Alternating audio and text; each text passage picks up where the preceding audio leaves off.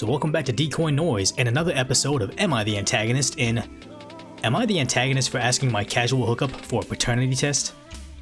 So if you haven't already, please consider subscribing down below and turning the notifications on, as with DecoyNoise has hit that 1,000 subscriber mark. I want to say that our comment section has become more diverse and just entertaining than anything I've ever seen on the Reddit posts. So if you like this type of content, make sure you subscribe down below so you can see that discussion and also kind of take place in it. But I mean, let's just get to this thread right now. So OP writes, been hooking up on and off with a girl for a year. Nothing serious. Once in a while, we discussed our feelings on kids, just conversing. She wanted them someday. I never wanted them. All good, no feelings involved. Was using protection initially, and then she got on birth control and started asking me to finish the whole deed. I said okay, being dumb. Some months after, we stopped fooling around. Months later, I get a message from her. She's 6 months pregnant. Wants to know what part I want in it. I say I'll provide child support, and we can figure out co-parenting. She says if I want to get a DNA test, that's fine. I say okay. What I don't tell her is my sperm count is severely low and I'm practically infertile. But pregnant is pregnant, and she says she didn't sleep with anyone else. Fast forward to last week. She asked if I'll be signing the birth certificate. I say I will once the DNA test is done, then yes, I'll sign. She flips out. Says if I want a DNA test, it means that it's not mine, and I'm hoping it's not mine. That it means I never wanted a baby, which she knows, and that instead of doing a DNA test, we can just not do one, and that way I can believe what I want, and I won't have to feel bad about not supporting the baby, which is, quote-unquote, definitely mine. Am I the antagonist for wanting a paternity test for a casual hookup, especially when I'm almost infertile? So like we traditionally do on DecoyNoise, we go to decoy court where I give you my knee-jerk reaction, but now I'm starting to give you some decoy defense. So I'll say who's the antagonist, but also give some counter-argument as well. We're going to read those top comments and those more fun, controversial comments. I'll read your comments down below, then we'll do a bit of decoy deliberation and trying to figure out who's the true antagonist afterwards, and then figure out a theoretical punishment for them if we actually convicted them in decoy court. But I'm going to go ahead and just start this off with saying that obviously, I'm a man, have no kids, have really no experience in this situation, so I'm going to have a very biased opinion on this, but I'm on the board of, if there's nothing to hide, why try to hide it? Like, why stop this? And I do remember a time that I was working at a place and I was the only man that worked there. It was all females, and when we talked about the same exact thing, everybody jumped down my neck about it, like, oh my god, that's terrible, what are you insinuating? And I would always try to counter that with, let's just pretend we're about to go, me and a girlfriend are about to go on a 20-year road trip, like having a baby, 20-year commitment, you guys are going to be together, big commitment. If we, as soon as we get in the car, and I say to the girl, hey babe, like, did you lock the front door? And she says, yeah, I locked the front door. I may or may not be inclined to say, you know what, I'm just going to, while we're here, and I can still check, I'm going to get out of the car, and I'm just going to check the front door.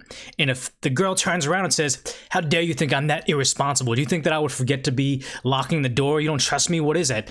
The more angry the girl would be about the whole situation, the more I would want to check the front door. Obviously, it's not the best analogy, but it makes sense to me on, we're going to be on a 20-year commitment.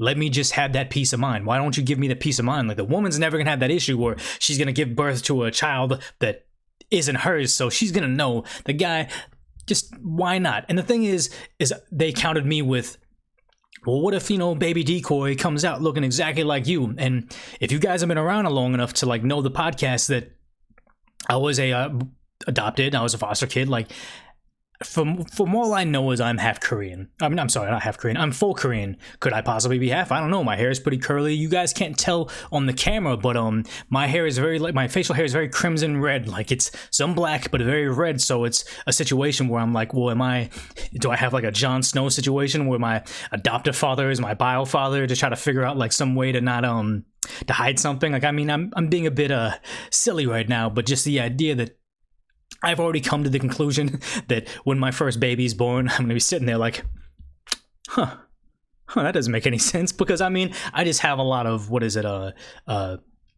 not passive traits, it's recessive traits, like the genes, like, why do I have hair like this? Why do I have all that? So, I mean, that's a bit off the topic, but just the idea that it's like, why not give somebody peace of mind if there's no problem with giving it? I understand that there are, it insinuates things, but, I mean, that's why guy opinion and girl opinion are good to have.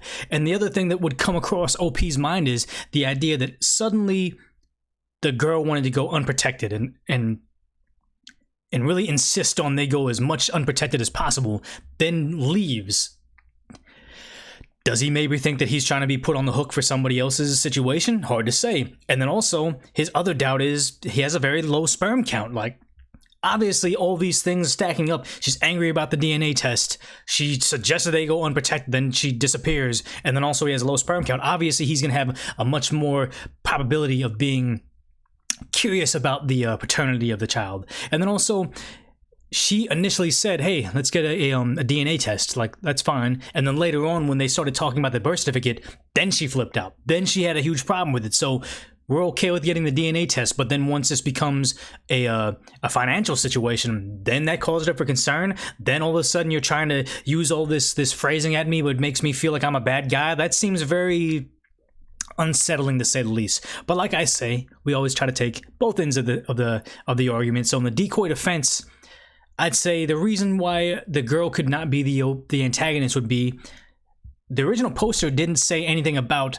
the low sperm count. So for him to say, I need that DNA test, it can only infer the one thing that, oh, I don't trust that you were only with one person. So whether she has other things in her mind, like, oh, you have a double standard, are you shaming me? Whatever the case may be, the idea that he didn't share kind of the larger portion of why he's uncertain if he's the father or not, all she can hear is just the you don't trust me portion of it. So maybe she's mad about that. And then it's possibly a situation where in the very beginning, she's like, hey, let's get that test. We're fine. That's cool. And later on in the pregnancy, she's not okay with it. So that could have been a situation where maybe later in the pregnancy, she's getting like the morning sickness. She's experiencing like, body changes and all the other situations. I can't speak on behalf of like a pregnant woman, but I'm just thinking that maybe there's other things that are happening with herself where she can't yell at morning sickness. Like, oh my God, I can't believe you morning sickness, blah, blah, blah, getting mad about that. But if OP comes around and says, okay, I don't trust you to have had only been with me,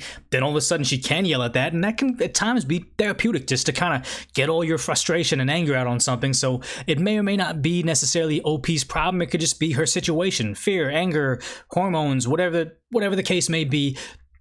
There is a reason for her not to be the antagonist, but like I always say, decoy court's my knee-jerk reaction. I'm going to go ahead and say, with all that being said, is OP's not the antagonist, but nobody really sucks here because she's just going through some. Actually, no, she's a bit of the antagonist for getting mad at saying you can have the DNA test, but not if it impacts who signs a birth certificate. That would be kind of a red flag to me. But I mean, like I say, give the video a short break, pause it, let me know down below what you think, because I always like the unfiltered decoy coy decision. And then if you give me a good comment, you can earn yourself that decoy coy coin, because at some point in time when I'm at that 100K or 1 million subscribers, it'll be worth something. We'll get there, I promise. But I mean, let's go ahead and get to those top comments right now. So the top comment is, your hookup sounds like she might be trying to pin some other dude's baby on you. Get the test. It's a smart thing to do, not the antagonist. Okay. And the next reply to that was, agreed. Sounds like she's trying to force OP into the fatherhood for a baby that is probably not his, considering infertility. So the one thing I will say is just the idea that he says he has a low sperm count, but I mean, there's stories of guys that get vasectomies and still have children. So unlikely is just exactly what it entails. Unlikely. It's still possible. And the idea is like maybe he's a young dude, so if he was ever going to be able to have a kid, it'd be right now. And maybe she's young too. So it's a situation where it's like, just the exact right moment where like he can actually have a baby. So you can't throw the case out because of his low sperm count. That's just not enough information. And the next reply is, odds are if they were casual, she doesn't know about the low sperm count. That's something you tell a girlfriend, not a casual hookup, which is very true. I don't think that you've ever like discussed that type of that situation if you're just meeting up after Tinder every now and then. But let's go ahead and read that next top reply. Not the antagonist. You wouldn't be the antagonist even if you had a high sperm count and you wanted a paternity test, man. You're 100% right to demand a paternity test. Don't feel bad about it. This woman, aside from her obvious pros, or else you wouldn't have hooked up with her that many times, has a huge con going for her. Pretty manipulative. She probably manipulated you into thinking she was taking birth control correctly, if at any at all, and fooling you into finishing the whole situation, the intimate situation with her. It's the oldest trick ever. Now I'm asking you to please don't feel guilty and don't let her manipulate you into signing anything without the paternity test. She is the antagonist and not you. Her defensive reaction tells me that she probably slept around and is scared as heck to tell you that you're not the father.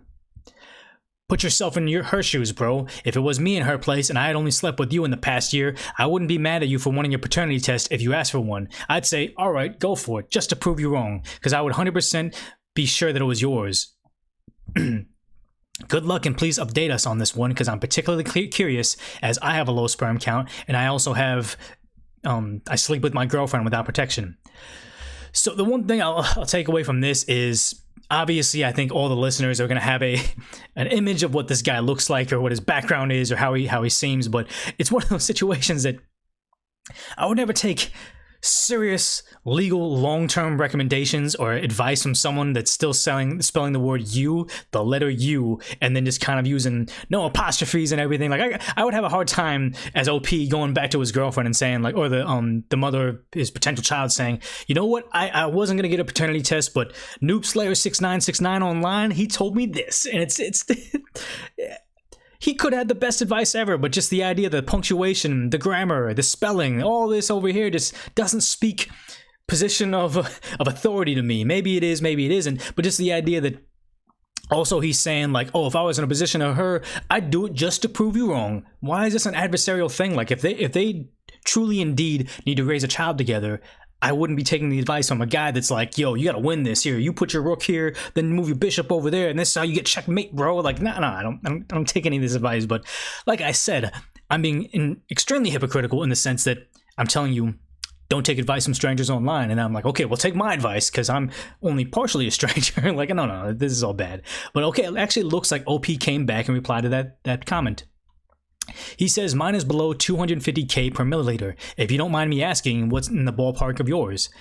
And then it doesn't seem like that guy comes back to talk about it. So, I mean, it kind of reminds me of when you have those threads where it's like a guy that is giving you advice because, like, oh, I'm a veterinarian and I do this. But then someone looks at their Reddit history and it's like, okay, well, you say you're a veterinarian here. Then this other thread, you say you're a 20-year-old single mom of 4. And then in this other thread, you say you're a 35-year-old ex-athlete. Like, people, for whatever reason, like to make up stories and talk online and try to mess with people. It's a weird occurrence, but I mean, it does happen. So I always like to put a spotlight on that, because take advice sometimes, not all the time. But let's go ahead and read this next top comment. So the next top comment says, not the antagonist. Talks about he quotes OP saying, if he wanted the DNA test, then it means I think it's not mine, or I'm hoping it's not mine, and it means I never wanted a baby. And then he goes on to say, I mean, duh, those are not the biting criticisms she thinks they are. Yeah, which makes me kind of feel like maybe she's just kind of angry at the situation, not necessarily angry at OP, and just kind of like spewing off in different directions because it's a hard time for her. But like I said, the top comments hopefully give us perspective, and then the controversial comments just give us entertainment or maybe other perspective. It's hard to say, but let's go ahead and go to that top controversial comment, which is, as a woman who has kids, I know that hormones are probably running high right now, so I'm tempted to say no antagonist here. She did agree to one, and I believe for both of your sakes, you absolutely should get a paternity test before you sign the birth certificate. I'm truly hoping your future co-parenting relationship is just a matter of hormones, but in your case, not the antagonist. And that's a bizarre thing, is that seems like, that's kind of like what I was thinking as well, but that seems like a more than valid thing, like saying, hey, she's probably just going through something right now. Like, she has kids and she knows how it is, and maybe she's just overreacting right now and kind of will calm down. And the idea that, you know, you guys absolutely should get the paternity test, I feel like you get a lot of shame for wanting a paternity test if it's you're married for 17 years, now you demand a paternity test. That's inferring something much more grim than, hey, this is my old Tinder hookup, I want a paternity test. Like, these are not the same thing. But okay, let's go ahead and move on. So the next controversial comment is, not the antagonist, she sounds crazy. And then the next post is, not the antagonist. 1 in 30 men in the UK are raising kids unaware it's not theirs. So 4% of the fathers in the United States, every baby should have a paternity test at birth. So the one thing I'll take away from this is how is he getting that figure right there? 1 in 30 men are raising kids unaware that it's not theirs. Like, how are they who's doing that test, getting it, looking at it, and be like, oh, okay, well, we're not gonna tell the dad that it's not his. How would they even know yes or no? Like, it's maybe there's a way they're getting this information, I just don't know. But I just have a hard time saying we came up with 4%. That's a hard fact from this guy posting this that they just don't know. Like, I mean, okay, maybe I'm just uneducated on the thing. If you have information on that, drop it down below, because I'm honestly curious. I'm very genuinely happy when someone proves me wrong, gives me information that I didn't know earlier on. But it looks like OP came back and said something, which is 4%. Is that real? And then they said it's probably higher in France because it's illegal to get a paternity test for situations like this. And then someone replies, wait, why? And then he comes back to says, the reason spoken out loud is to preserve the integrity of the family, but the unspoken reason is that someone will have to pay for the kid, and it's better than to have some hapless schmo who doesn't know he isn't the father than the government.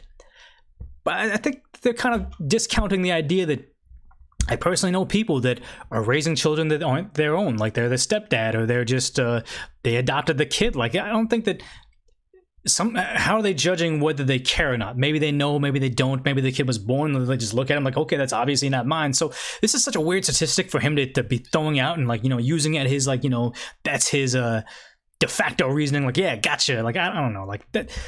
I understand why this is in the controversial section, because it is, as the title infers, controversial. It just seems like he has some predisposed ideas of what this is, like a paternity test and all that situation, and just projecting it on this. So I mean, like I said, I do understand I said some, not, I want to say extreme, but I have some very particular thoughts as to the whole paternity test and, you know, getting one when you're having a kid with somebody, especially essentially a stranger, and the whole thing where I said, like, you know, the 20-year road trip. Like, when I said, I still feel like that's a good analogy, but when I gave that to my coworkers way back in the day, everybody was super angry at me. So I mean, if you're gonna be angry at me, go ahead, have at it, but let me know why. I want to read that situation. So I mean, I understand this is going to be a more controversial topic, but I mean, this is what I like to do. DecoyNoise is about the conversation. So I mean, as always, if you made it this far in the video, I want to thank you, because I appreciate anybody that takes the time out of the day to hang out in my furlough, watch the entire video. If you haven't already, please consider subscribing down below and turning those notifications on, because you do want to be,